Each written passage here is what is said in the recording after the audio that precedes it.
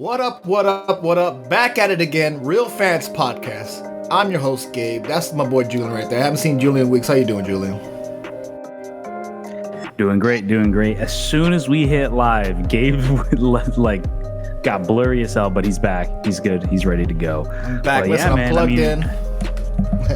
we had some life things going on, so shit just didn't work out for the three of us, or even two of us. So, but we're back and we're ready to keep things rolling, keep things moving. But yeah, man. Yeah, I love this time of year. How's been your break?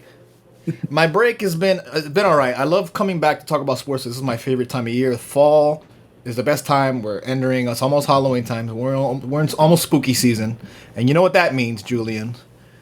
Trade deadline, spooky season. Who's getting traded? Who's coming? Who's leaving? Who's going? So let's talk about the NFL because obviously we're in the middle of the NFL. I did want to say, because I think we both have interesting shirts on. We should showcase the audio listeners. Gabe, hit us with yours first. Well, this is my, in honor of the NBA season starting, obviously. Today, as we record this, the Miami Heat are having a rematch with the Celtics.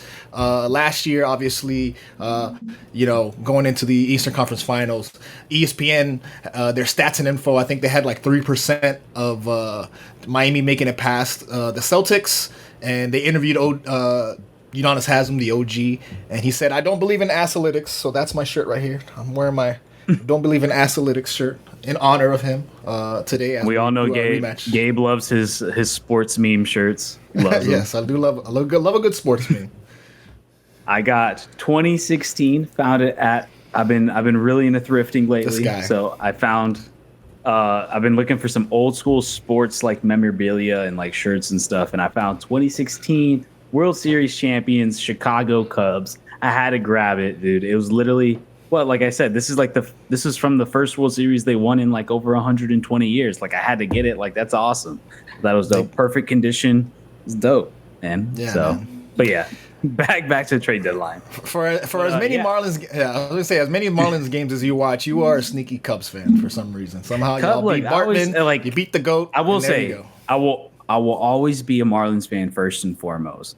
But as a kid, I used to love watching the Cubs just because I always thought the logo and the colors and the wall with the ivory leaves. It's pretty classic. I used to always love that, like watching as good. I used to think it was so cool, and then actually visiting Chicago and going to the stadium, it made me like a new like appreciation of the team. So it would always be kind of my second team, but obviously I'm always Marlins first. But if I see any cool Cubs shit, I like to get it because I don't know. Yeah. Call me. I'm not a bandwagon for sure because it's the fucking Cubs, but we'll get into the MLB later. We'll talk about the World Series. We'll probably end it, but let's talk about the World Series. Actually, in honor of the World Series. There you go. That's why we're bringing it up. All right, so let's talk about the NFL season. Obviously, we're in the middle of week 7, week 8. As we head into the end of October. October 31st is the trade deadline, so there's lots of rumors swirling around. I've heard lots of stuff. Dalvin Cook, going with the Jets. I'm very unhappy with his users there, and he's in trade rumors and stuff. So, Julian, let's talk about the trade deadline and kind of like your team. Obviously, you're a Jags fan, and kind of like holes or positions that you think your team needs going forward for the rest of the season. I think we'll talk about the Jags, we'll talk about my Dolphins, and just kind of in general any trade rumors we hear.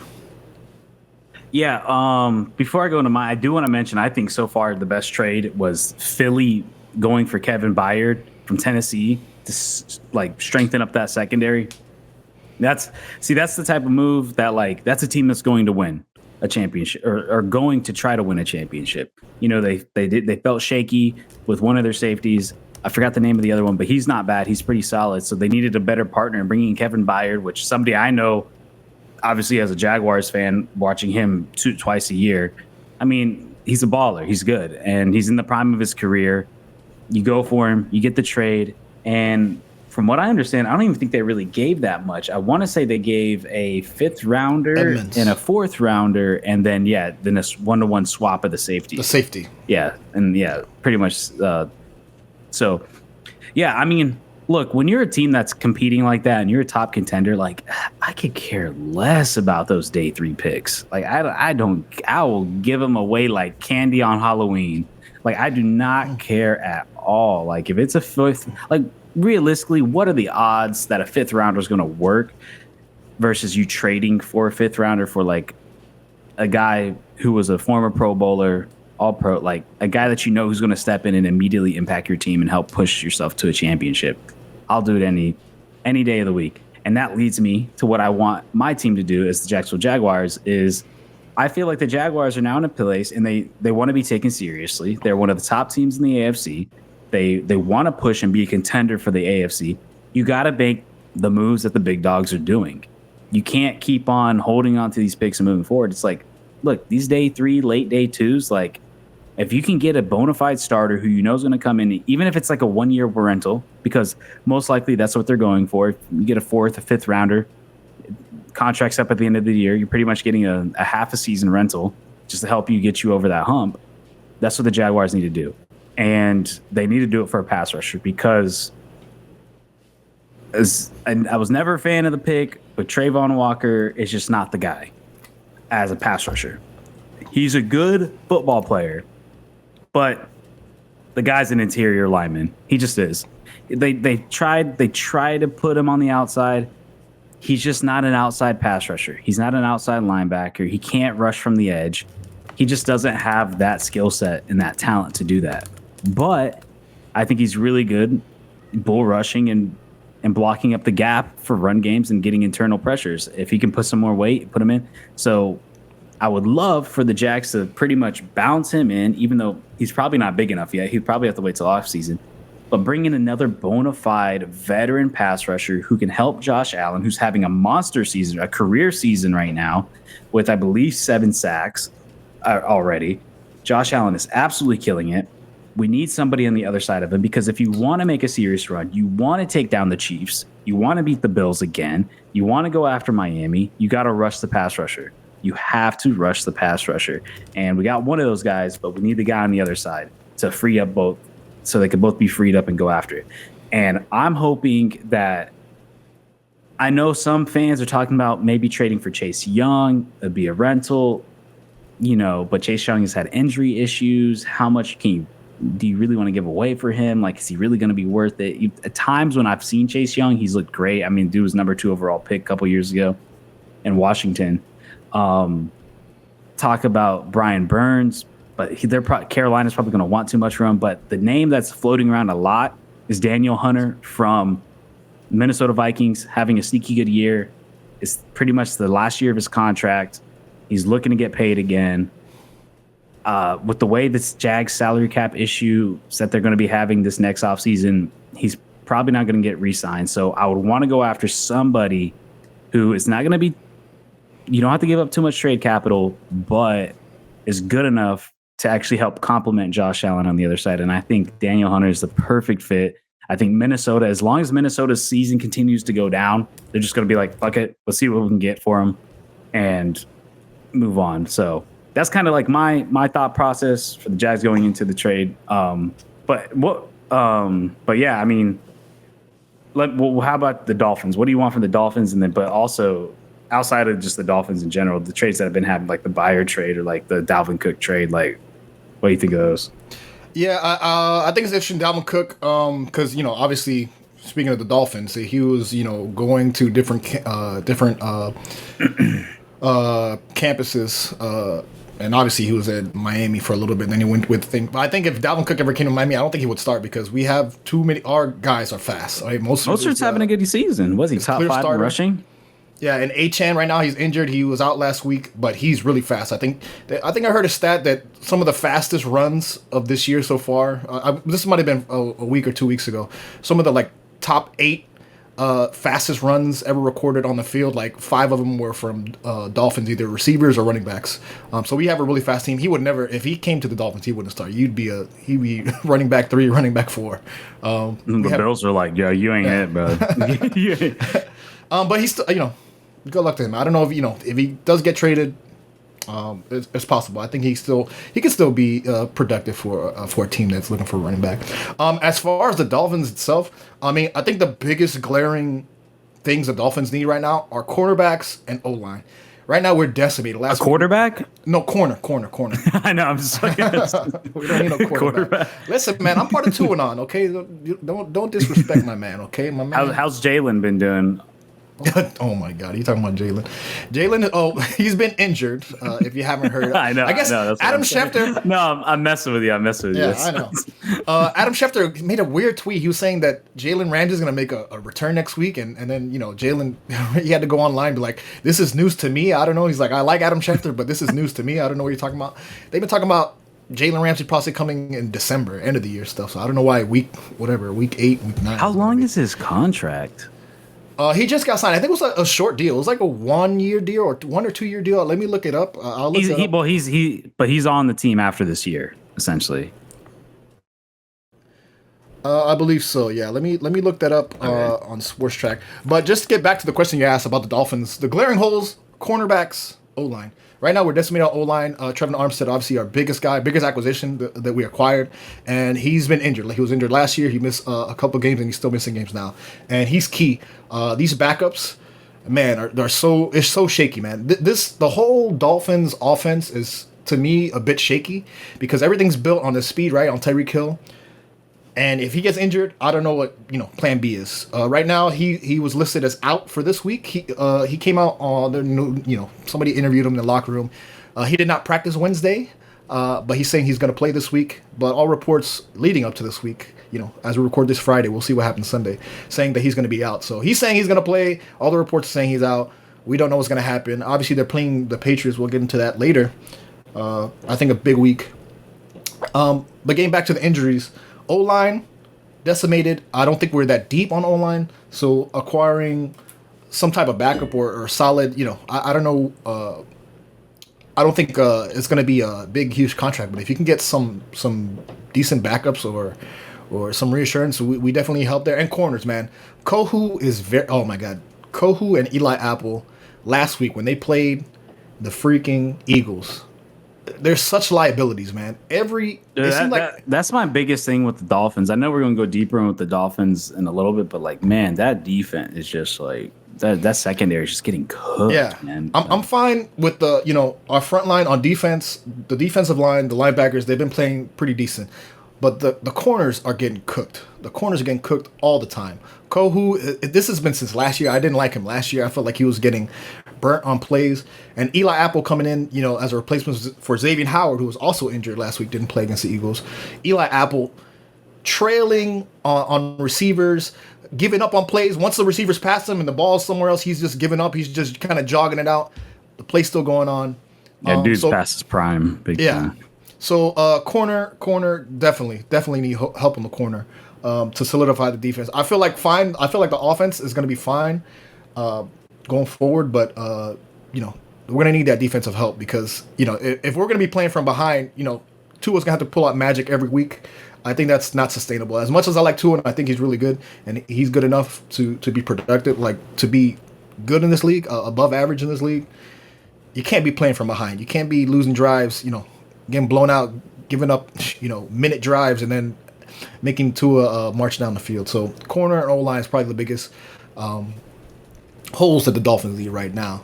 Let me look. Oh man, I had it. I do want to. I'm going over this thing right now about like potential trades that could happen or you'd like to see or whatever. I didn't think about that. I completely forgot because this was a talking point that we had last season. Was like, or in the offseason, is Derrick Henry getting traded?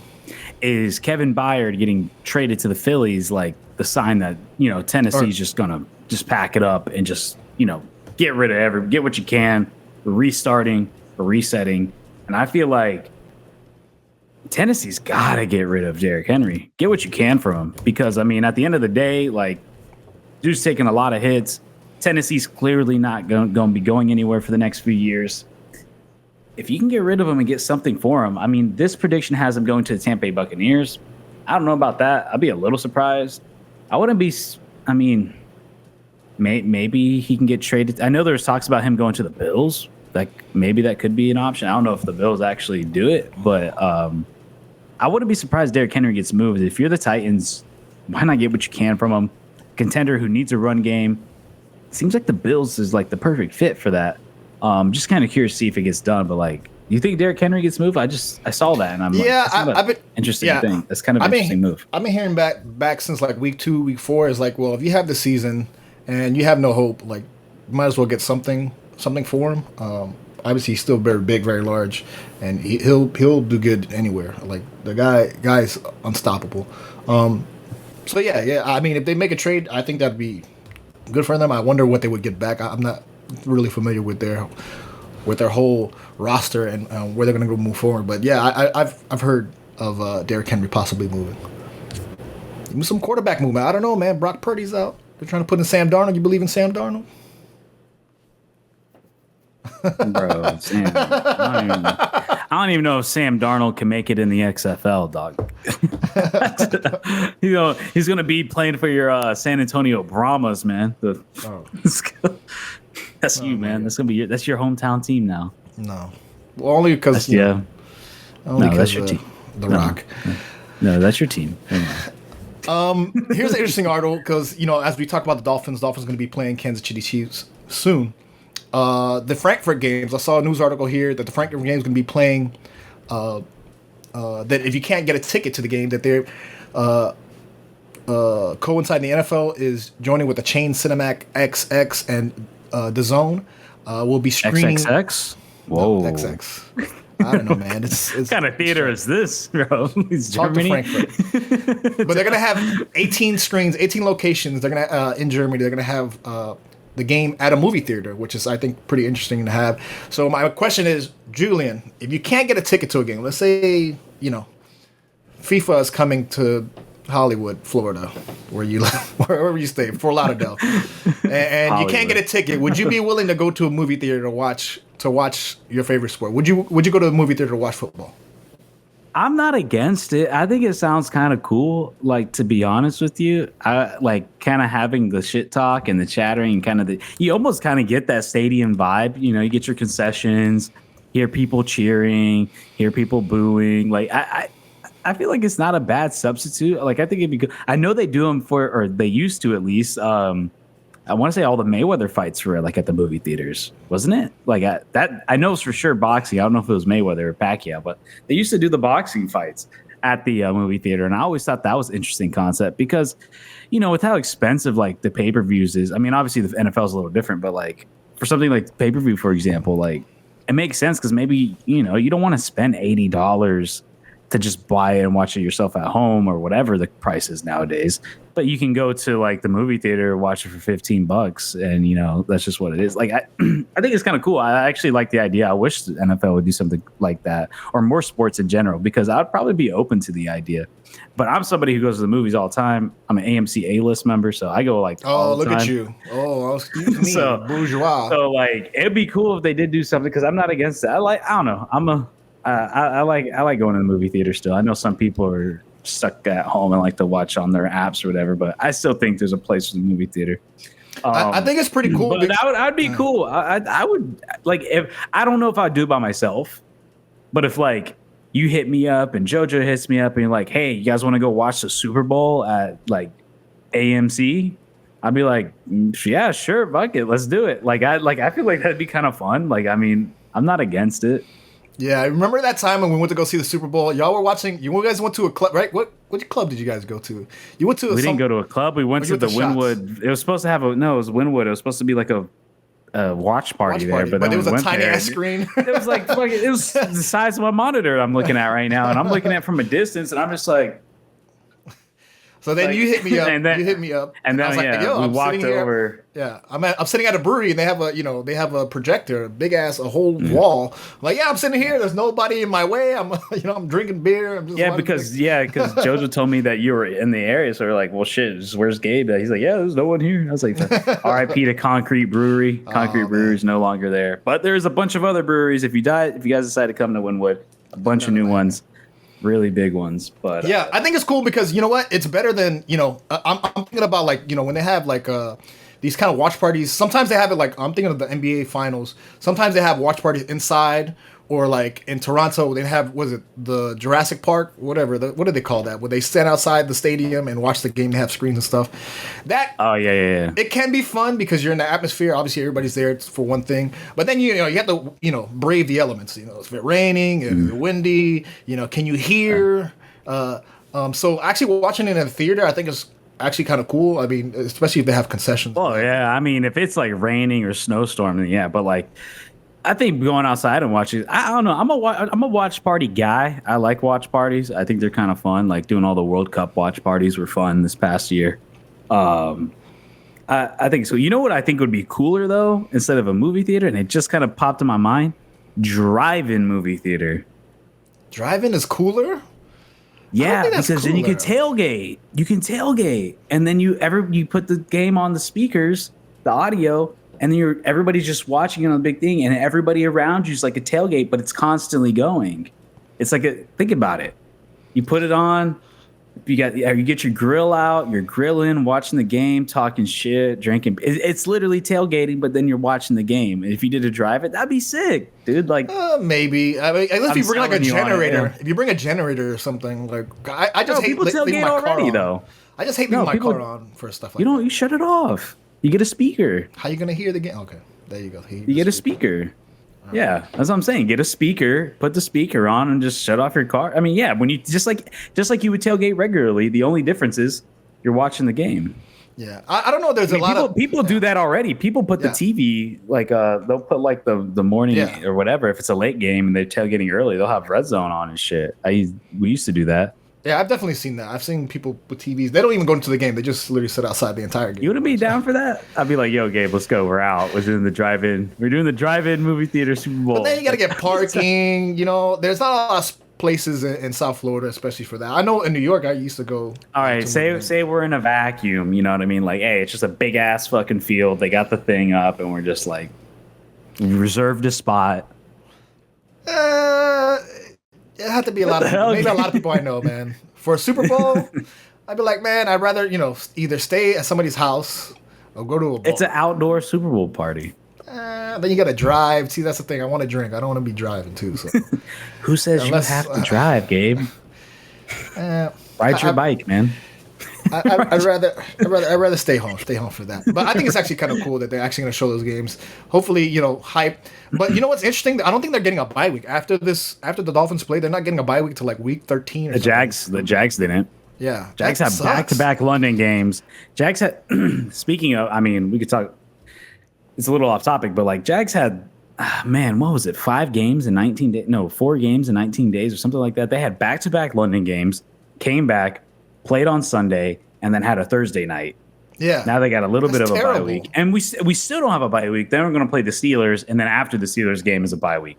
So back-to-back London games, comes back home, plays anyways, then a Thursday night, and now you get this game, and then you kind of get another bye week. But Man, if I was at Players Union, man, I would be advocating for more bye weeks. If you're gonna extend the games, all right, you're gonna make me play Thursday, give me a bye week. You're gonna make me travel all the way to the, well, I think London- the benefit with the Thursday is you kind of get like a mini bye week because you like get a couple extra. yeah, but you're days. still hurt from Monday or Sunday. You mean you'll have 3 days rest? Well, you can't have a Monday and a Thursday. I mean, in the same you week. know what I'm saying. You play Sunday and then you have to play Thursday, and those games are all no, terrible. man. Thursday night football is terrible. We can agree. Prime, not great. Can we all agree? Prime. I mean, it's on Amazon. Like the broadcast, or like just like the fact that it's just on Thursday. Both, I guess. I mean, the Thursday does throw me off sometimes. Like I forget, like the Jags had the Thursday night. I don't mind Prime personally. Like I don't know, I'm not a cable guy, so being able to watch on Prime is like way easier for me than trying to like go through other methods. You know what I mean? Like being able to just go to my Prime app and like it's playing, and I have really good internet, so I don't really have issues with it. I don't really listen to commentators anyways, because I think a lot of times they're just ass and they don't know what they're talking about half the time. Like I kind of tune them out, honestly. So I mean, I personally don't mind it. I mean, I watch games on Paramount Plus, so take that for what. Like, I'm not a cable guy at all. I don't have any. I mean, I have cable, but it's just easy. I don't know. The app's right fucking there, so I just go to the app. Like, I don't have to search for the channel or whatever. Yeah. That's another thing too. I have it on my literal remote. Like, it's just press, boom, game's on. Yeah, because I use we have so we don't have cable, but we still have the satellite, and we're like, okay, what's the channel? It's like 42 is CBS, 24 is ABC. It's always some weird shit now. It's not like what it used to be. Like, now with the HD, it's like you have the regular, like, whatever, 6, like CBS Miami or whatever. But now if you want HD, it's like 442 or whatever the fuck. And I'm like, jeez, dude, how am I supposed to find this thing? But anyways. Let's get into the NFL. Obviously, we talked about our Dolphins a little bit earlier. The big question, I think this was posed to me, this was a trap question. Are the Dolphins contenders going forward? Obviously, we played Eagles last week. Trap question. We lost. We lost in defeat with a lot of starters out. Like I said, Armstead out, Xavier Howard out, a lot of key players out. Going forward, we're going to play this week. We're playing the Patriots. We'll get into our predictions later. All Dolphins contenders. Julian, I'll start with you because I'm the Dolphins homer. They are a playoff team, 100%. No question about it. Are they contended? I don't know. I mean, they haven't proven to me otherwise. I mean, it's just beating up on easy teams, but then you play the Bills and the Eagles, and they didn't look very good. And then you did play the Chargers. That was a big win, but Chargers are a solid team. They're not a contender, though, either. Chargers are a playoff team. I feel like kind of got an idea where the Dolphins are at. I think they can win a playoff game, potentially, too, and get to the AFC Championship. I just don't know if I'm going to put them as Super Bowl contenders. I just don't see them as like a favorite coming out of the AFC. My mind could change based on how the rest of the season goes because you guys do play – Patriots suck, but you guys do play the Chiefs, and you play the Chiefs at home. Oh, wait. No, you play the Chiefs away. No, this is – You play the Chiefs away. It's the Germany game. Oh, Germany game, my bad. Well, is that a home game for you? No, it's a away game, technically. I mean, you don't live here anymore. You don't care. Miami's closer to Germany. Miami's closer to Germany, so maybe it's a home game. I don't know. You play the Chiefs, so I'm curious to see how that shakes out. Jets can be competitive. I mean, we'll see by then, a couple weeks. You play the Jets twice. But then you got the Cowboys, Ravens, and Bills to end off the season. To me, that's the true litmus test of like where you guys are at and how I feel about you guys going into the playoffs.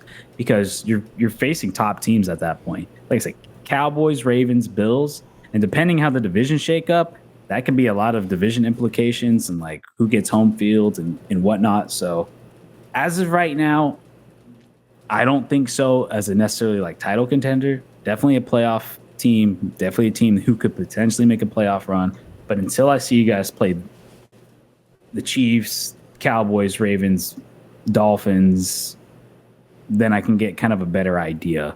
But how do you feel about yourself?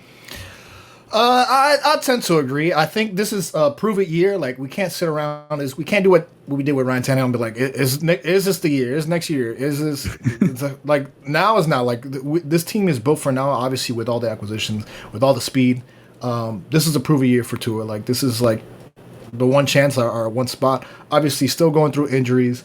It's gonna be tough. The next, especially a couple of weeks. This week is gonna be tough. As even though it's the Patriots, even though Patriots don't look that great. This week's going to be tough, and next week's going to be tough when we play the Chiefs. I agree with your sentiment that we beat up on bad teams, and the good teams we look blah on. But, I think the Dolphins are still, at this point, still pretty good. We go deep. Maybe first, second round playoffs. That's what I expect. Team. I mean, you can't miss the playoffs this year. Yeah, I mean, I think the Dolphins... Man, I don't know. I mean, I was going to say a top 5 team, but I would say they're a top 5 team. They're a top 5. I don't know. I mean, I don't know. Where would you rank the Dolphins? Like, would you say they're like? I would say top borderline 10. Top 5. I would say top 10. Definitely top 10 for sure. Maybe top 5 in the AFC. Top 10. Top 5 in the AFC for sure. I don't know about the whole league. I mean, the record says so, but. I mean, records only mean so much. I guess like what I was saying, like, because even, you beat up on the terrible teams, but then even the teams that are a little bit closer to you, those are closer games. Like I said, Chargers 36-34. Patriots 24-17, even though I don't really think that much of the Patriots. So I'm really curious to see how you guys go up against the Jets twice, because the Jets can be pretty good defensively stout. But man, you guys got to, like you said, that secondary, the defense just has to hold it down. I mean, as long as your offense is scoring as much as it is, then I guess it's great. It's awesome. It keeps you guys in the game. I mean, but I did want to ask you, because I was at the game. I was at the NFL game 2 weeks ago, but I did see on one of the screens, they had the Dolphins were down 14-0 against the Panthers, but then came back like 5-0. Like, what was that about? Went down pretty tough. It was pretty bad, but guess what? We didn't shake on our boots. Why? Because Tyreek Hill was on the field. No problems, no worries, nothing to see here. Everything's all right. Yeah, they did go down early, and they do have that problem. Like that's definitely a problem that they had last week when they played the Eagles. Where they go down early, they give up, big plays. Like I said, quick on defense. They give up big plays. Yeah, that's part of what I was talking about earlier about one of the biggest holes is on defense.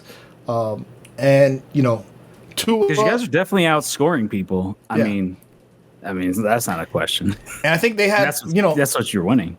Either it was the last week or the week before. It was like one of the first times that they had a 3-and-out on the first drive. They had a 3-and-out where they got stopped. Yeah. It was like 5 weeks into the season, 5 or 6 weeks into the season. But, so yeah, definitely tough. But I think this should be good going forward. Like, it's gonna be tough. Like I said, these next couple weeks are gonna be really tough.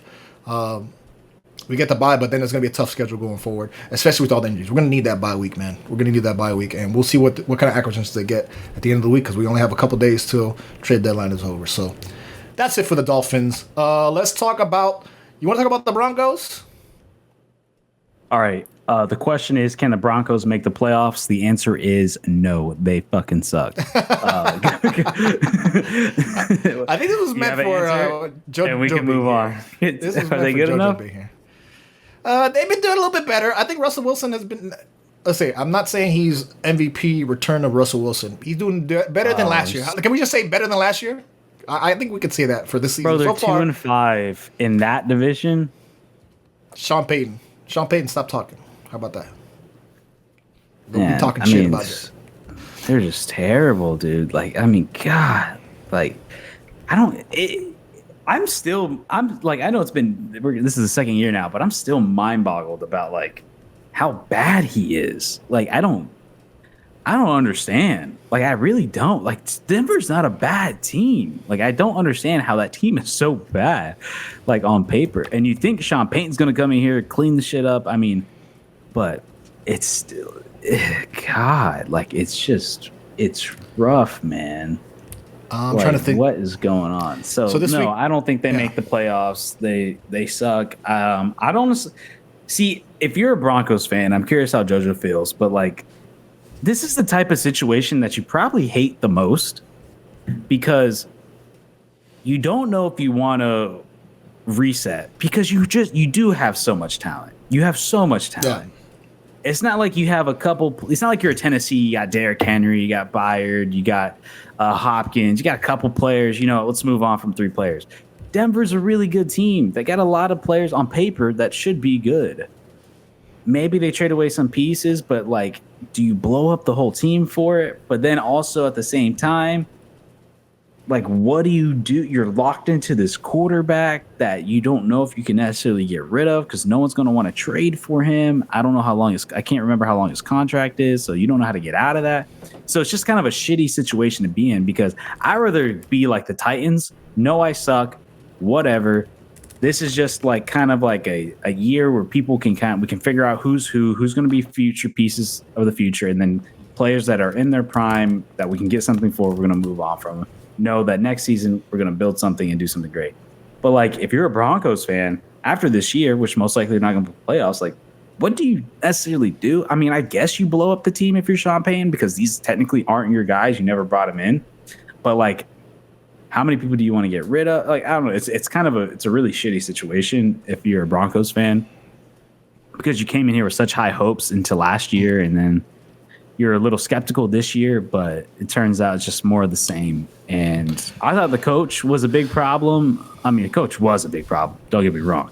Nathaniel Hackett was terrible coach. But it turns out it wasn't just him. No. It turns out there's a lot of issues going on at that team because you brought in a Hall of Fame coach or a future Hall of Fame coach, and he still can't fix it. So Wilson's contract is 5-year, $242 million. He'll be an unrestricted free agent in 2029, so he'll be 41. As an unrestricted free agent. 2029?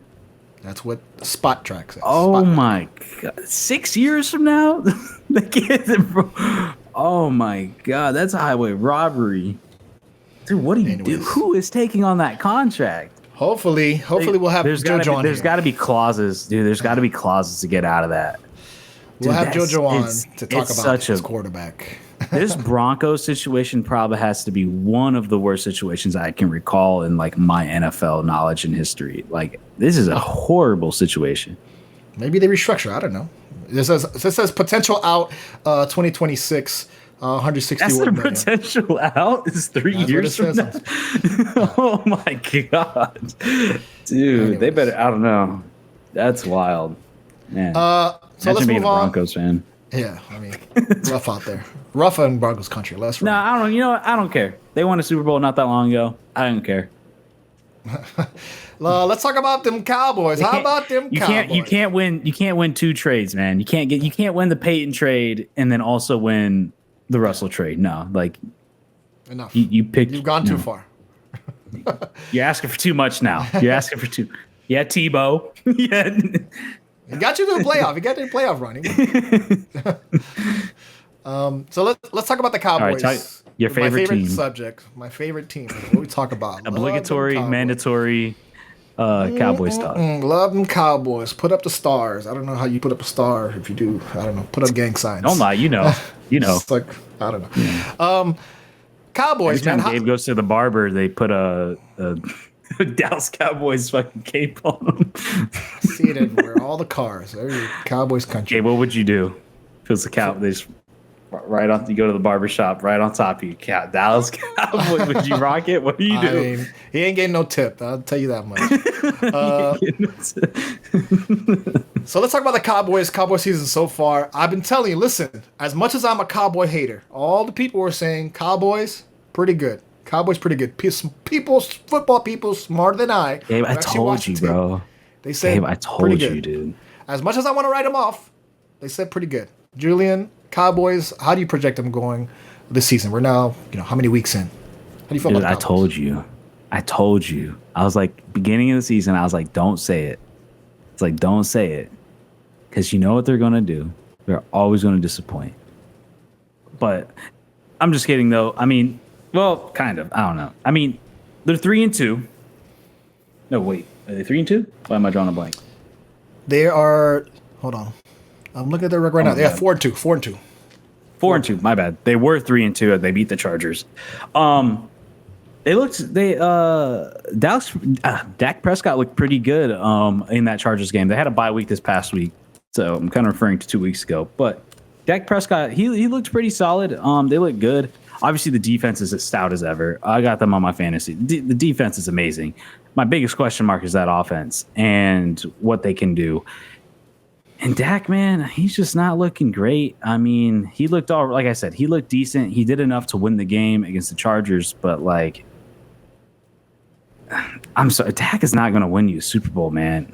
He's not. Cowboys are going to be a playoff team. They're going to probably win a couple playoff games. They're going to be pretty tough. But are they better than the Niners and the Eagles? No. In a weak NFC, yes, they can make the playoffs. They could win a wild card game, but are they getting past the Niners and the Eagles? No. If the Cowboys had to play in the AFC, I don't even know if they make the playoffs, to be honest with you. I think they fight for the playoffs. They're a wild card team in my book, but because they play in the NFC, they're probably going to win the division. So, my bad. They're not going to win the division. The Eagles are going to win the division. So they're probably going to be a wild card team. I always say, man, don't buy the Cowboys hype. Don't do it, Gabe. I was like, don't do it, man. You know what's absurd to me though is they will hype the fuck up out of the Cowboys, but meanwhile the Jags are 5-2, and like they're like, oh whatever, or the Dolphins are 5-2, and and they're like, oh, whatever, not that good. But then the Cowboys win a fucking game, and people are like, oh shit, they're going to the Super Bowl. Like, but I mean, we'll see if Dak can keep up off of this performance that he had against the Chargers. His total season stats, I was looking at it now. He has a 61.7 QBR. He has 69% completion rate, which isn't terrible. But he only has 6 touchdowns on the season, man. Yeah. 6 touchdowns. He hasn't thrown for more than over 270. 270 is his season high so far. Yeah, and that was this past week. Chargers, yeah. Or 2 weeks ago. So, I mean, no, man. He's been averaging 1 touchdown a game outside the first one against the Jets, where he had 2. But then the week before that against the Niners, he threw 3 picks. So, yeah. I mean, they got blown the fuck out, 42-10. Like, so no, I mean, Cowboys. Like I said, Cowboys are going to cowboy, man. People always hype them up that they're going to be great. I just don't like. Yeah, they're going to make the playoffs, but they're not winning that division, and they're probably not going to pass the divisional round. So that's kind of where they're at. As I project going forward, looking at their schedule, they still have to play Philly twice. They have to play Seattle. They have to play Buffalo. They have to play Miami. They have to play the Lions, who are having a good season.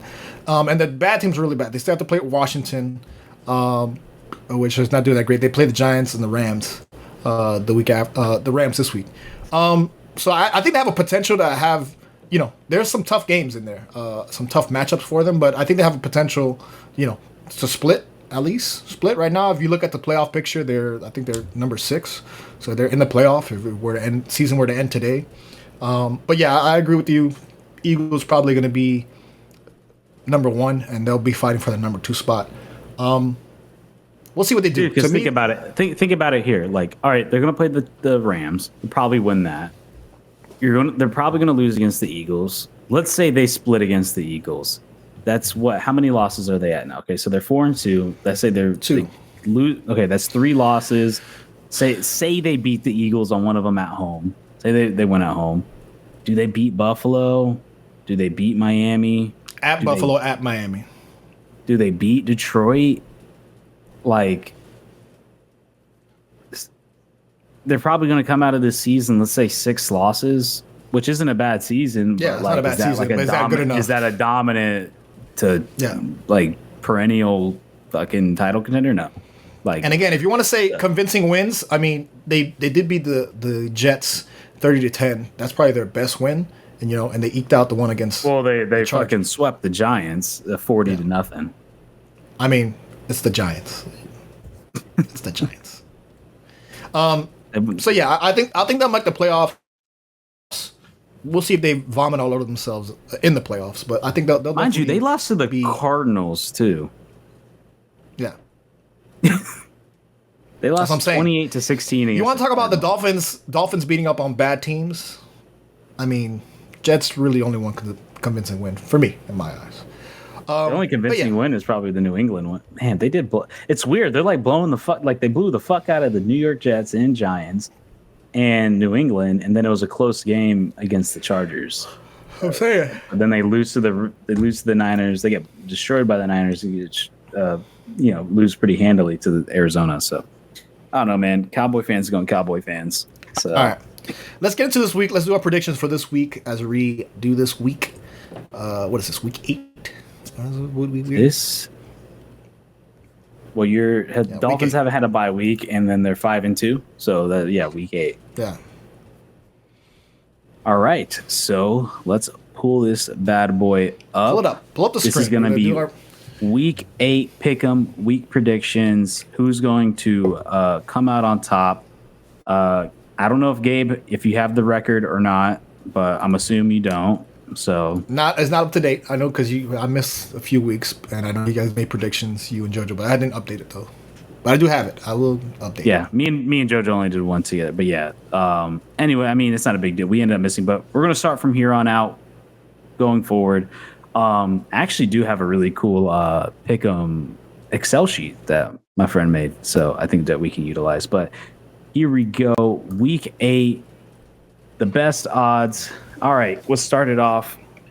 Philadelphia Eagles at the Washington Commanders. Philadelphia Eagles -7. Washington Commanders +7.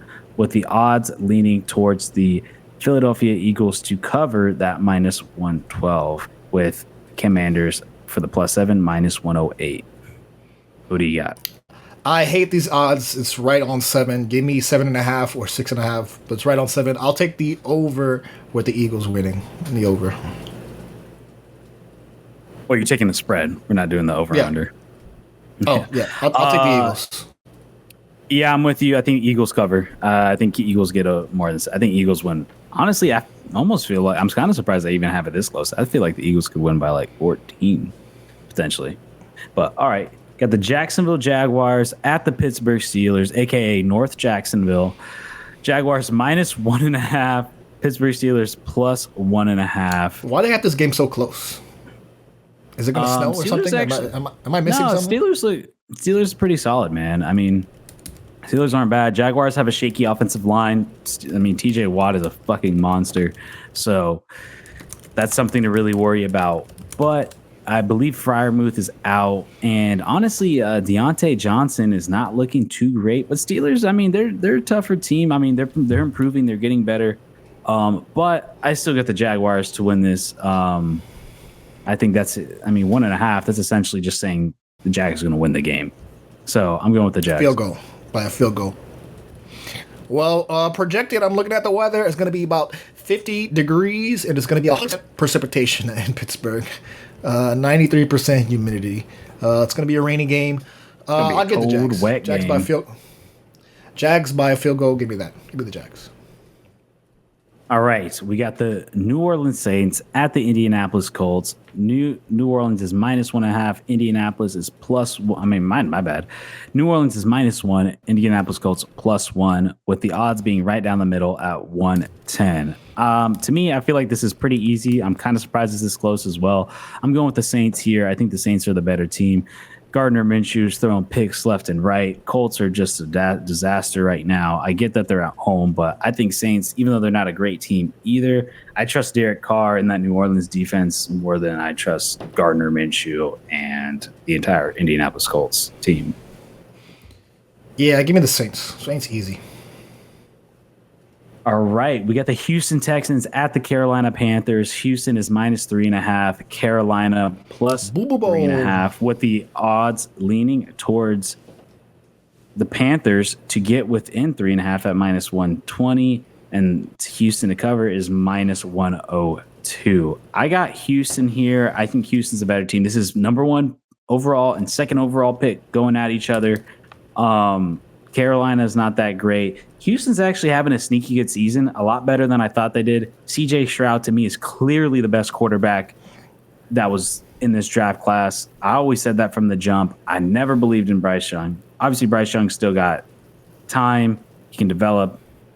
I'm not super high on him, but he has time. I'm not going to kill him now. But CJ Stroud so far is looking like to be the better quarterback, and Houston's looking out to be just the better team in general. So I'm going Houston here.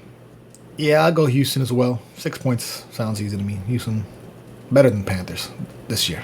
All right. We got the Los Angeles Rams at the Dallas Cowboys. LA Rams +6.5. Dallas Cowboys -6.5, with the odds for the Cowboys being -105 and the odds for the Rams being -115. I'm going to go Cowboys here because Cowboys, it's either they lose by a lot or they win by a fuck ton. And I think the Cowboys at home, they're going to win this, and they're probably going to take down the Rams pretty handedly.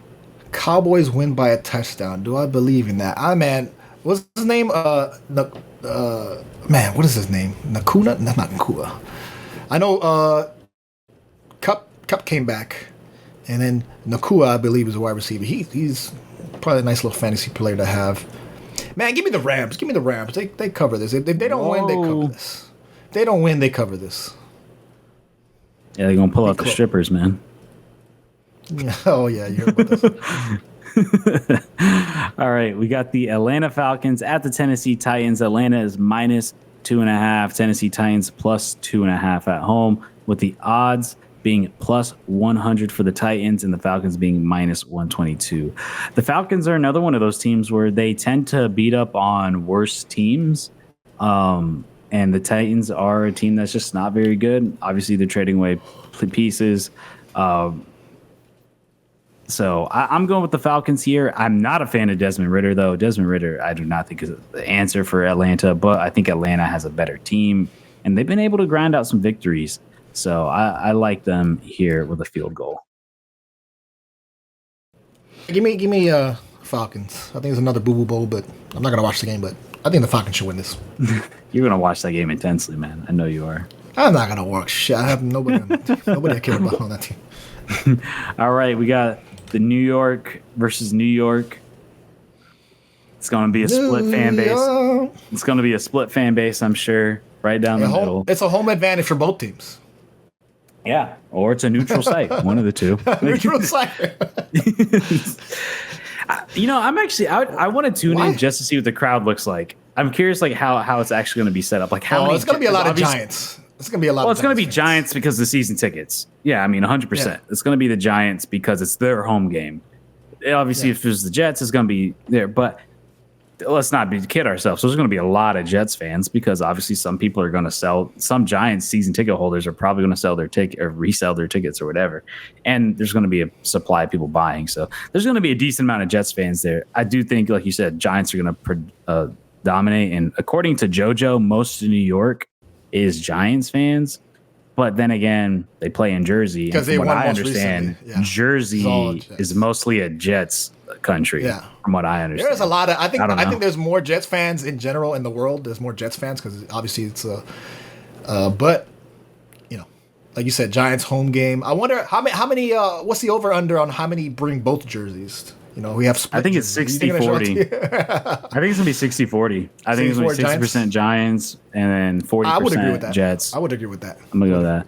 But as for the game, I'll take the Jets. Yeah, Jets easy. Giants are so bad. They are very bad. I'm surprised it's this close. Why they have a 3? I would have put that. As long as you got Zach Wilson on that other team, it's always you never gonna give the Jets too much of a. I like the Jets advantage. defense better than the Giants offense. All right, we got the New England Patriots at the Miami Dolphins. New England is plus 9.5. Miami is points. minus 9.5. This should be a beautiful game. The weather's gonna be perfect. It's not hot outside right now. I like the Patriots to get the spread, but Dolphins win. I think it's going to be a 7-point game. I think this is the biggest spread of the week. They have a 9.5. I think this is the biggest spread that we. Especially since last time they met, it was 7. But then again, you're at New England, so I think the Dolphins win. But like I said, we're dealing with tons of injuries. Does Bill Belichick figure out the Dolphins like he always do? But the Dolphins play good at home against the Patriots in general. History shows. So I'll go with the Dolphins to win, but Patriots cover. There might be a lot of Pats fans there, man. Is there normally? It is what it is. I mean, it's a North. I know the Bills for sure. The Bills always fucking pack out. Snowbirds coming in early. A lot of people from Canada, New York, that area coming in early. All right, we got the Minnesota Vikings at the Green Bay Packers. Minnesota is minus 1.5. Green Bay is plus 1.5. With the odds being for Green Bay minus 105, with Minnesota being at minus 115. Man, Minnesota is always that underperforms. Dude. I don't know them. I there's times I'm like, oh man, they're gonna be good this year, and then do nothing, and then I'm like, okay, I'll write them off. The playoffs. They're coming off a big week last week. Obviously, a big ass win. Monday night, was it Monday Night Football they just played? And I'm surprised that the game is this close. Like 1.5 points for over the Packers. Like at the Packers, I think Love he's been doing okay. I'm not saying he's great. He's been doing okay, but the Vikings, I'm surprised. I'm gonna get to the Vikings in the over. Vikings just beat them by way more than 1.5. I'm surprised it's this close. Unless I'm missing something. Unless there's some major injury or something I don't. Or maybe they're trying to trade away Kirk Cousins. They don't think he's gonna stick around. I don't know. Give me the Vikings. I mean, based off their recent games, it seems like Packers managed to stay into games and keep things kind of close. So it's there's that. But I mean, the Vikings are just the better team.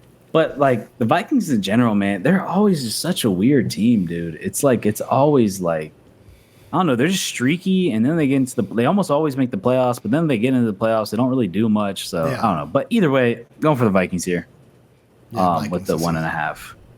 All right, we get the Cleveland Browns at the Seattle Seahawks. Cleveland Browns plus 3.5. Seattle Seahawks minus 3.5, with the odds being right down the middle at minus 110 for both teams.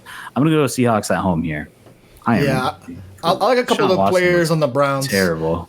Yeah, well, I don't think he's playing this week. I don't know. I know he was out last week. I don't know if he's playing this week at all. I don't know what the injury update is on him. But I like more. Either way, he's still I like bad. I like a couple of the Browns offensive players, but they're going, West Coast. Give me Seahawks. I believe in the Geno Smith rebirth, the renaissance of Geno Smith. Give me the Seahawks on more than 3.5 points. Bro, Gabe, just show your Seahawks jersey, man. Show the people. Caw-caw! Caw-caw! Show your. I mean, my bad, not Seahawks. Show your Geno Seahawks don't Smith call. jerseys. I know you got every jersey Absolutely from not. every team that he played for. You That guy his got Jets drafted. jersey. No, I do not. He got drafted. He's a Jet to me. As much as I like him, he's a Jet to me. No, Don't want him. Don't want him on my you team. have his jersey. Don't lie. No, don't need him. All right, we got a pretty good game here. Cincinnati Bengals at the San Francisco 49ers. 49ers are minus 4.5 at home, with the Bengals being plus 4.5 away, with the odds being right down the middle. People can't pick a side. It's pretty much 50-50 at minus 110. Bengals have seemed to – they had a shaky start in the Yes. beginning of the season, Very but they bad. seem to be coming into their own again. 49ers have just been dominant. 49ers at home. I'm going to go with the Niners here. Yeah, this should be a fun game. This will be a game that I watch. I'll definitely have on the screen. Should be fun. I wrote off the Bengals a big, and I was high. I was on the hype train for the Bengals. Then I wrote them off. I think it's 49ers right now, a little bit of a downtrend, but this should be a fun game to watch. I'll take the 49ers. Again, they're traveling West Coast. Give me the 49ers. Obviously, a playoff team. Contender. All right. We got the Baltimore Ravens minus 9.5, Arizona Cardinals plus 9.5. I'm going to go Cardinals here. I think that spread is too big. So I'm going with the big. Cardinals. Oh, man. Ravens are a 9.5. hot team right now, man. Ravens, I think, are going to ride the They're momentum. hot. They're gonna hot, ride but that 9.5 momentum. scares me. 9.5 scares me. Give me the Ravens over, buddy. Give me the Ravens over. With the return of Lamar Jackson. All right, we got the Kansas City Chiefs at the Denver Broncos. Kansas City minus 7.5, Denver Broncos plus 7.5. With the odds leaning towards the Broncos getting within 7.5 at minus 120, with the Kansas City Chiefs being minus 102 to cover. So I'm going to probably follow the people here. I'm leaning with the Broncos to get within 7.5. Chiefs have, honestly, the Chiefs have been keeping some low scoring games lately. So that 7.5 kind of scares me for them. So Never take the Chiefs over. We all know, never take the Chiefs over. They always disappoint. In the regular season, they always disappoint. So I'll do the same. I think the Chiefs win, but I'll give the Broncos to cover the points. All right. Now we got the Chicago Bears at the Los Angeles Chargers. Los Angeles Chargers minus 8.5, Chicago Bears plus 8.5, with people going 50-50 right here, minus 110 for both teams. You know what, Sunday Night Football, man, how is this game not flexed out? God. How did they not flex this game out? I'm gonna go Chargers at home here. That's a big spread, but the Bears are just not good, man. Yeah, I was on the Bears hype train. I thought the Bears were going to do better than they were, but they're kind of falling to the mean. Give me the Chargers. Chargers at home. All right. I'm going with a lot of West Coast then teams. we got Monday Night Football, Los Angeles Raiders at the Detroit Lions. Detroit is minus 7.5. Las Vegas minus 105, with the odds leaning towards the Lions with minus 115. I'm going with the Lions here at home. I'm following the people. I'm going to follow the people as well. I will be a sheep, follow the Lions. I think the Lions, they're going to win their division. They're the best team in their division.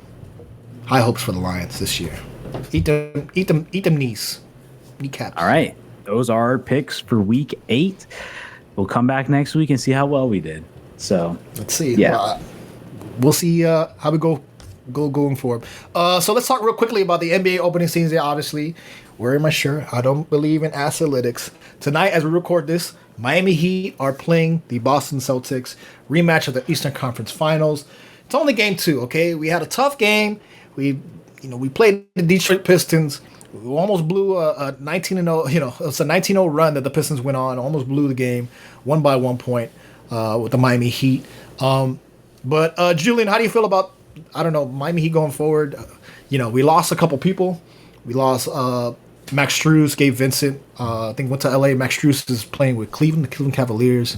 How do you feel about the Miami Heat going forward this season? I don't know. I'm not super high. I feel like the team didn't necessarily get better at all. They're going to make the playoffs, which in the NBA, that's not hard. But look, they shouldn't even made it as far as they did last year. And now you're kind of losing a couple more pieces. I think potentially win a series, maybe two. I think winning 2 series and going to the Eastern Conference Finals would be an achievement for this team.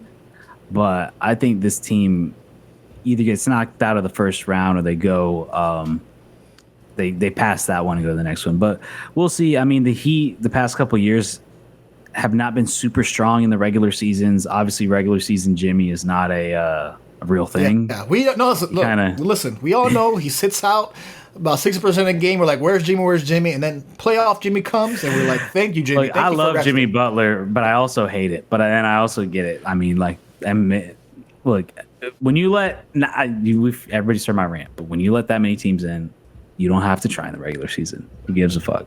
But nonetheless, yeah, I don't know, man. I mean, I don't think it's going to be nothing crazy. Is the in-season tournament this year? It's happening, I think, soon, within the week. I mean, they could potentially do something there to win that plastic trophy, but because I mean, you're talking about a anything can happen type tournament.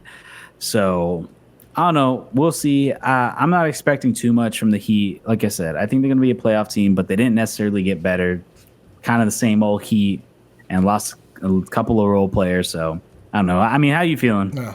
I'm doing all right. Just for clarification, the in-season tournament starts Friday, November 3rd, and it's not anything special. Right? We're just playing regular games.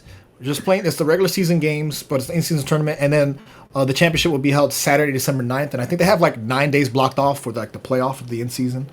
So yeah, that's just to clarify. Where to that? With Miami Heat. Why'd you say I'm doing fine? What do you? I said, what are you thinking? As far as Miami Heat, yeah, I don't feel like we got better. Obviously, we'll go hit well hunting, swing and a miss on Damian Lillard, who obviously went with the Bucks. He had a big night. I think he scored 39 points. Him and Giannis went off. They played first game of the season. I think they played Did they play? I can't remember who they played. I have to look up the stats. Sixers. Yeah, the Sixers. That's right. The Sixers. How did I forget? But yeah, Miami Heat. I don't think they, hoping for the big whale. They make a lot of acquisitions. A lot of hype right now around Jaime Jaquez. I'm hoping saying his name right. Which was the trade they got in the draft. But yeah, this season I feel like we're going to be another play-in team. We're fighting for that 6-7 spot. It's going to be a tough road going forward. I'm not going to overhype. Not a very exciting team. I'm not going to overhype, especially the beginning. It's just the opening season. This game is going to be a big. I'm going to watch it in a couple hours right now. It's going to be on ESPN. Should be fun. But yeah, Miami Heat going forward. Like I feel like we're another one of these scrappy teams just fighting to get in. I don't know if they make the Eastern Conference Finals. Like I said, we'll fight for a playoff spot, and then we'll see. No, that's what I was saying. Eastern Conference would be like, that's an achievement. Like you did it. I think they either get bounced first round or if they manage to get through it based on like how things fall. We never really talked about the Lillard thing but I did want to mention, if you're a Bucks fan, like the fact that they landed Lillard is huge to me, and also too like this is clearly a motivated Lillard who wants to go for a championship. Because he could have went to Miami and had a great time, but instead he went to Milwaukee.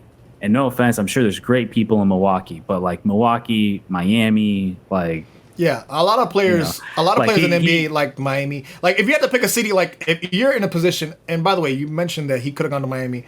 There's a lot of stuff around that, a lot of stories around the manager behind that, why there's stuff that didn't happen. Yeah. But a lot of players in general, they like the big cities. If you say what places do players like to be at? It's going to be LA. It's going to be, Vegas. It's going to be Miami. It's going to be New York. Chicago. Well, I mean, not necessarily Chicago, but major Not cities like Chicago recently. a lot of guys have Chicago houses recently. here on the off season. They're down here either training, or they have houses or live here in South Florida or in Florida in general. So yeah. What was I Well, that's gonna what I'm say? saying. It shows how motivated he is. Like the fact Yeah. that he didn't choose the destination, he chose a team. You know Yeah. what I mean? And so if you're a Bucks fan, you should feel good knowing like, hey, we were able to bring in somebody to come to this team and like, I mean, we could talk about maybe early predictions once everybody plays like their first game like next week. But like, I mean, the Bucks looking like the easy favorite, number Yeah. one seed out of the East. So They're I mean, easily a favorite. Easily top two is a lot of people talking about between them and the Celtics. yeah, Which I don't even know. it's either them or the Celtics. So I mean, the East is not looking super competitive this season. It seems. Yeah, the seems like West- it's really just going to be. The strength is in the West. The West is the more competitive. Is going to be more fun to watch, which is tough for me because, like I said, I'm usually going to bed. You know what I mean? I'm not staying up watching the games. I watch the 10:30 highlights. is rough, man. Yeah. For a 3-hour game. So yeah, speaking specifically of Damian Lillard, like at this point in his career, he's motivated to win, and it's crazy to think that he automatically signed up with a contender. Like the Bucks are already good without him, and the fact that now they have a closer, like Giannis can, he can, I saw somebody saying, Giannis can play 43 minutes, and then Damian Lillard can play the last two. Like he can control the ball. Giannis can control the ball for 43 minutes or whatever.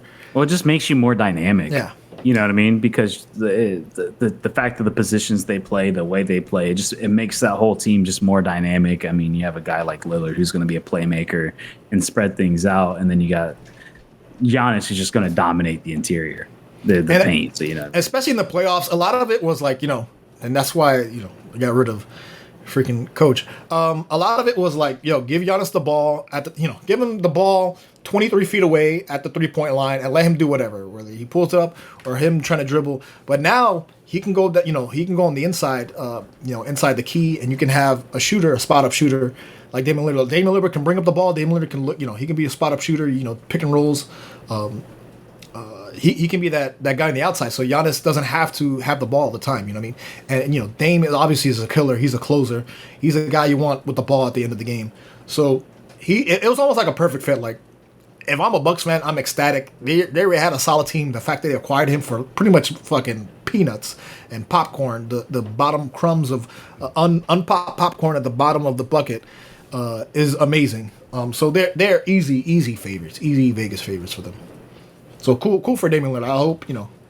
I hope he can achieve whatever he wants to, but not at the expense of Miami Heat, because I'm always going to root for my team. Yeah. I think if Miami wants any chance at anything, it's probably this like I said, this plastic trophy that maybe the real contenders aren't going to care about. No, this inaugural. Damn. Listen, this inaugural whatever in season tournament. That's good for competitive teams. These middle of the road teams. These bottom.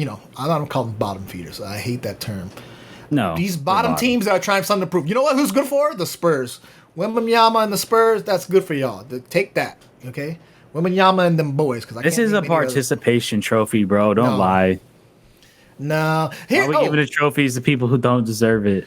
By the way, here's a question I want to ask. If for the team who does win this in season tournament, Do not care. Do you raise the banner? Do they raise the banner? Bro, if you raise the banner, you're going to get roasted. I don't care what anybody says. I don't care. Like, bro, you do not raise a banner for that. That is embarrassing. Honestly, I don't even really like raising the banner for like division champions. Like, I don't like that either. Like, Yeah. no, like you raise the banner when you fucking win. Like, I'm sorry. Like, I don't care. Like I went to the Panthers game recently. They have Eastern Conference champions on there. Look, I'm okay with like the President's Trophy because look, you're the best team. Like, you were the best team in the league. I think you should reward that. I mean, the season, yeah. Well, yeah, you're the best team in the league for that season. Like, I think you should reward that. Like, hey, this is the team that won the most games. They got the most points. Like, I'd rather you reward that team than you reward some fucking winning some nonsense that no one gives a shit about. Like, Well, that's what I'm saying. Like, when there's expectations with your team, with me and Miami Heat, let's say the Miami Heat is like one of these teams that are scrappy teams that are going to be like perfectly aligned to win this type of thing because just the competitive nature of Pat Riley. He's going to want to win regardless of anything. But does Jimmy take it seriously? Do the players take it seriously? I'm not sure. It's the first year. I feel like no one has anybody asked the players like if they're like genuine. Obviously they're not going to say no. Yeah, they're not. They're going to give you a corporate answer. This is bargain because there's prize money. Obviously, they have to allot certain amount of money towards this. There's prize money and obviously rewards if you. That doesn't matter to the Stars though. The Stars make so much. Well, that's what I'm saying. It's for the. This tournament is for the smaller teams where there's no expectations. Give them Spurs, whatever, your Pistons, your Charlotte Hornets, all these other teams that are like, yo, maybe we can't win the freaking finals, but we can win this. We can have something. And to me, this is fine. Like I said, if you have a team with expectations, hell no, do not raise that banner. Like we have higher goals. We don't want to win. We don't want to. If I'm a fucking Detroit Pistons fan, I do not want that banner raised, bro. I can hear two shits. You gotta celebrate your wins. Listen, in life in general, this is a good moral, a good philosophy. I can celebrate your wins, but I'm not celebrating my participation trophy. You know what? Hey, listen, you got a bonus. You got a raise at work or whatever. You got an award or you got recognition. Celebrate your wins, man. This idea just doesn't work in a closed NBA system. It just doesn't. It doesn't make sense in this type of system. It makes sense in soccer because that's what it is. There's many leagues, but not when you have one. There's many leagues. There's domestic. Yeah, it's a fucking pyramid. You know what would be cool if they allowed G League teams to play in it? Then that'd be pretty fucking cool because that is what it is. But obviously they're trying to eliminate games from the regular season without actually eliminating. Bro, just cut the season, dog. Just put it to 60 games. Put it to 50, whatever the fuck. Yeah, just stop doing back-to-backs. No more back-to-backs. That's terrible. Just empty the game. Like, clearly players don't want to play it. Clearly players like Jimmy or whoever who's doing load management, they're around about 60 games. Just put it to 60, 50 games. Just do it. Like, I don't know. I mean, I've gone over how I think it's kind of a systemic issue, just like in youth basketball, how they're playing too much and shit like that. So they get to the league and it's too much over time. But anyways, World Series. Yeah, we'll talk about World Series real quick. Julian, is your camera working? Because I can't see you right now. Yeah, I'm trying to get on. Okay, all right. I wanted to finish my thought. I just don't want to ignore and be like, people are watching this on YouTube. By the way, shout out to YouTube. And be like, yo, that. I wanted to finish my thought while I was talking. Okay. So, we're back now. All right, so yeah, man. World Series. Let's talk about the World Series. We were kind of following this because obviously, being from South Florida, we're going to follow it through South Florida lens. Miami Marlins. Maybe not my favorite team, but this is a team I grew up with, team I follow. So I was kind of rooting for them and going into this tournament. But obviously, as we sit here today, World Series is determined. They play actually tonight. They play tonight and tomorrow. Friday, Saturday. They're skipping Sunday because they don't want to go against football. And then they'll play again, I think, Tuesday, Wednesday. Or is it right? Did I have that right? I think I have that right. Yes, Friday, Saturday, Monday, Tuesday. Tuesday, Wednesday is game 4. And obviously other games if they need it. How do you feel about the World Series overall? Like going to this? A lot of teams got dropped off. A lot of teams that won, there's teams that won 100 games or close to 100 games. They got knocked off. A lot of teams that lost close to 100 games are in the playoffs now. So how do you feel about this tournament? Now we have the Rangers, Arizona Diamondbacks. Are you picking? Do you have any team to pick this year in the World Series? I mean, I'm not gonna make a pick. I mean, if I had to pick, I'm probably gonna go Rangers. Rangers probably win the series. But I mean, look, these are two teams we would have never expected to make the World Series. I mean, you're talking about 2 wild card teams, one a 6 seed, one a 5 seed. I remember Arizona Marlins were fighting with Arizona like to the very end, trying to squeeze in. And I'm surprised, and not even just the fact that they made the World Series, but how they made the World Series. Both teams went sweeps in the first 2 rounds, and then they went down to the final game in for the conference finals. So, it's at the ALCS. My bad. And it's pretty crazy. Like, honestly, the fact that they're both here. I mean, Texans taking down Houston, Arizona taking down the Phillies. Honestly, the Phillies taking down Atlanta was pretty shocking to me. I did not see that happening. I mean, the Phillies are the reigning AL champions from last year, But I mean, Atlanta was so good all year long. Atlanta was dominant. Did Atlanta break the team record for home runs? Or they were close to it. They were pushing it. I know Acuna had like the as far as like home runs, stolen bases, kind of record. Yes, he did that. He had like I think he was like what 40 and 40. Yeah, something like 40 that. for 40. And then I want to say the team as a whole almost broke the team record in a season for home runs. But man, Arizona, crazy. I mean, sweep the Brewers, sweep the Dodgers. I did not see that happening. And then you go 4-3 with the Phillies. So, I mean, pretty much identical run. Pretty insane. But you know what? I said the Texans, but I'm going to go with the Arizona. I mean, I feel like the route they had to go through, I don't know, man. The Texans did beat Baltimore. Damn. And Houston. I don't know. Like, I really don't know. I don't know. Both teams are surprising. It's tough. Yeah. You know, I'm going to stick on my original answer. I'm going to go for the Texans. I think the Texans, not the Texans, my bad. The Rangers, Texas Rangers, I think are going to end up winning it and become World Series champions because they've shown more to me. They seem to be hotter. The Dodgers came out flat. You know, the Phillies gave them a fight, but it's I don't know. This is a weird matchup. It's kind of I don't want to say that I don't care, but I don't care. Like it's just like these two teams that like you just they're not perennial teams. You know what I mean? Like it's not like an exciting. And then on top of that, it's not your home team. Great for the people in Phoenix. Great for the people in Dallas. I know that's your hometown team now. So. If you had to pick a Cinderella story, I guess the one you're gonna pick is it's gonna be the Diamondbacks, right? Because they kind of follow. 100%. You know, if you had to make a Marlins analogy, I mean, Marlins made a wild card, made it all the way, won a World Series. So if you had to pick, the Texans were more comfortable going into the playoffs. Arizona and like that final three was tight. I mean, there was like a 4-team race right there, leading into the playoffs in those last couple of games of the season where it was super close. So they barely got in there. And I've been kind of following. I don't watch a ton of Texas Rangers games. I know you want to say Texans. But I do have a friend who works for them, for the organization. Actually, he used to work for the Marlins, but now he works for the Texas Rangers. So I've been seeing a lot more Texas Rangers stuff, and I know they've been good, and they made huge acquisitions at the trade deadline. So I guess the favorite, if I had to root for somebody, I'm going to root for the Rangers just because, when you bounce the Astros, I mean, I got to root for you. Anytime the Astros get bounced, I got to root for you. In a Texas matchup, man. It was a Texas matchup. If you want to pick a Cinderella team, the Diamondbacks. I think the last time I saw the Diamondbacks, they made it was like what was it around 9/11? Because Randy Johnson. Yeah, Randy Johnson. That was when they stopped. They stopped all sports. Everything stopped, and it was Yankees versus Diamondbacks. Remember everybody's rooting for just Yankees in general to win that series, but obviously Diamondbacks win that one.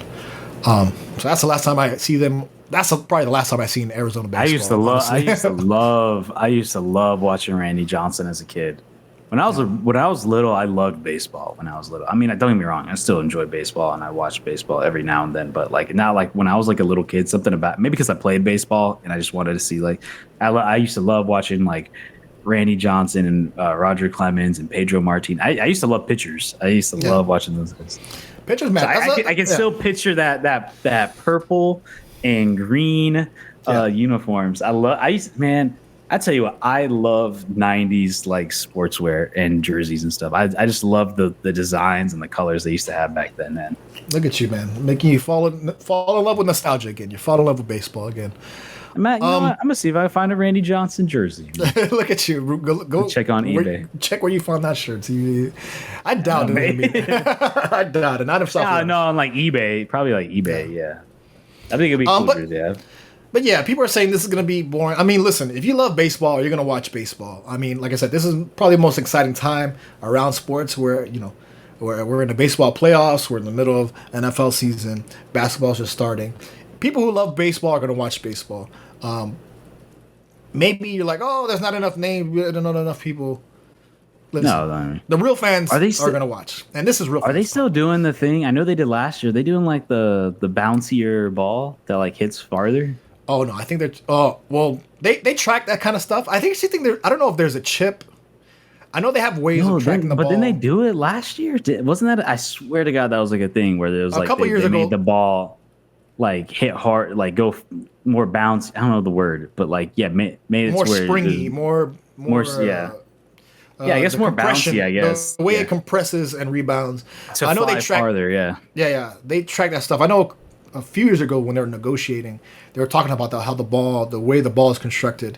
Because I think they were trying to make it a dead ball. It was specifically for the playoffs. They were trying to kill the ball, make it a dead ball. I don't know what they call it, the dead ball era.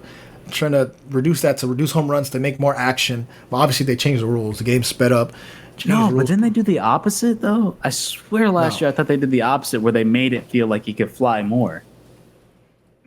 No, I think there was dude. Yeah, because they track for home run hits, they track the bat speed or the ball speed at contact. They track the angle, the distance. They track that kind of stuff. So I know the MLB follows that stuff. But listen, it's the World Series, man. I gotta see this, man. Here's the one thing I appreciate about this World Series is, like, as many people say it's going to suck, at least we have nuance. It's not the same 5 teams, the same 3 teams, the Yankees, the Dodgers. It's brand new teams. These are teams that historically, while the Diamondbacks have won more recently, Rangers have not won in recent times.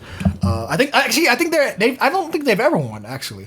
I'm trying to think back into the 90s. They've never won a World Series.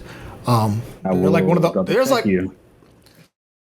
Let me go look into World Series winning teams. They've never taken the final step of winning the World Series in all their years. So if they win, it would be the first time in their history. They're one of 6 franchises in the MLB that has never hoisted a trophy. Yeah, so one of 6. So yeah, if you had at least this is a newer team. Maybe the Arizona Diamondbacks they've won before, but they're not. They definitely were in contention at the beginning. If you ask people at the beginning of the season, are the Diamondbacks going to be a World Series finalists? Nobody would have said that. Definitely for the Rangers. Even though they did play well, they did. I think had a pretty good season. So yeah, at least there's nuance. We have new people. It's not the same 4 teams that we pick all the time. So that's what I love about baseball. Baseball is like, you play a regular season. When it's playoff time, everybody's 0-0. Everybody has a chance. And I wonder how you feel about... I love that it's only 6 teams. Yeah. Only 6 teams, and reward the teams that actually played throughout the season, that went through that endurance match that is 162 games. Reward those guys. But then... don't let fucking 18 teams in. But how do you feel about this? Because, obviously we had the play-in, they have a play-in tournament now.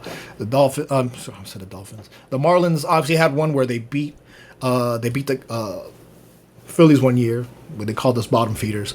But there's a lot of controversy around, like, okay, we play the whole season, you have a play-in, and you're, all out of all these 162 games, you're doing a 3-game series, which, we saw the Marlins obviously fall in that series.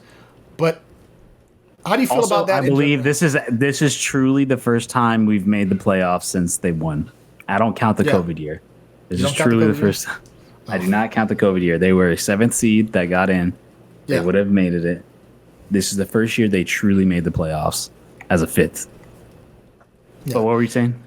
I was gonna say I like the nuance of it. Like, teams, even though they won 100, whatever, however many games these. I do like how it scales. I like how it's 3, 5, 7, 7, like in CM series. I feel like with hockey and basketball, I feel like it's just too many games over time. I feel like 7-game series, like, and then another 7-game series and another set. I genuinely like how baseball does it. How it's like, all right, best out of 3, 5, 7, and then 7 for the champion. I like that. I feel like, do we really care to see the 1 and the 8 seed go against each other in a 7-game series? Like, come on. Like, I don't know. Like, I'd rather just keep it moving, bro. Like, let's best out of 3. You get swept. You lose. You don't need 7 games. Like, I don't know. That's just me, though. But. I never looked at it like that. I was like, no matter. Like, we won so many games in the regular season. How much value you put on the regular season if you're just going to do, best of 3 on this one? First 2 games. Me, I like it. It makes it competitive, makes it interesting. It makes it like, You don't know what's going to happen. Things are not guaranteed in baseball. You have to play the game, right? The ball must be pitched. The ball must be hit, must be caught, must be thrown. Also, just like the way that you have to really strategize how you're going to line up your pitchers the next few games, like that, it becomes a mind game of like health at the end of the season is so important. Like thinking about like, man, like how much the Marlins would have loved to have Sandy in that playoff run. Yeah. I mean, even though Luzardo, who's been like the top pitcher for the Marlins all season long, goes into and comes out flat against the Phillies, even though I think they pulled him out way too soon in like the 6th inning. I mean, he could have kept on going, and I don't know. We'll see what the Marlins do. I think this is the Marlins' a chance to, if Marlins want to make a serious run, they got to beef up this offseason. They got to get the pitchers moving. They got to get the bullpen strengthened. They got to. I think the bats are solid. The thing is, the bats need to be more consistent. That's my biggest issue. So if they can get maybe one more bat, one more hitter, I think you're good there. I did think they started to get slowly more consistent, but the biggest issue with the Marlins was just consistency with the hitting, and then the bullpen just not being strong outside of Sandy and Luzardo. So hopefully they make some moves this offseason, and then we can truly compete for the division and for the playoffs next year. Yeah, man. I think we can end it off right here, man. We're like I said. All right. We're in the middle of sports. To me, this is sports heaven. This playoffs game, NBA season, NL season, everything. We'll be right here. We thank y'all for checking us out. I know we've been gone, but we're back. Real Fans Podcast on the YouTube. Thank you all for checking us out. If you don't, Real Fans Podcast, anywhere you get podcasts. Thank you for listening, checking us out. And remember, kids, I'm reminding you, don't listen to Asalytics, okay? Don't listen to Asalytics, okay? Play the game. Play the game. Julian, give the people some final words. Give them off on some. Celebrate your W's. How about that? Celebrate some W's. That's a good philosophy. Celebrate your W's. Enjoy this time of the year because this is when we get the most amount of sports. So enjoy it. Hockey's back. Basketball's back. If you're a basketball fan, football's in the heat of it, and baseball is right at the end of it. Hey, and then don't forget soccer. MLS playoffs is coming up. Champions League football, if you watch that. European soccer is getting into the middle of the season now. And then, MLS playoffs. So, I mean, this is literally the time of the year where everything is happening. So, this late October era is kind of like everybody's on all cylinders. So, and college football. I was going to say, shout out to Real Fans FC because you're about to record that now. So, people are going to be like watching this and then be like seeing you wearing the same shirt and be like, about to record Real Fans FC. So, if you're here at the end and you see us change my shirt, and you leave a comment in the Real Fans FC podcast saying, I know you changed your shirt. Thank you. Be like, thank you, sir, for watching all our podcasts. But we appreciate it, man. We'll see you here next week. Real Fans Podcast. Peace. Peace out, everybody.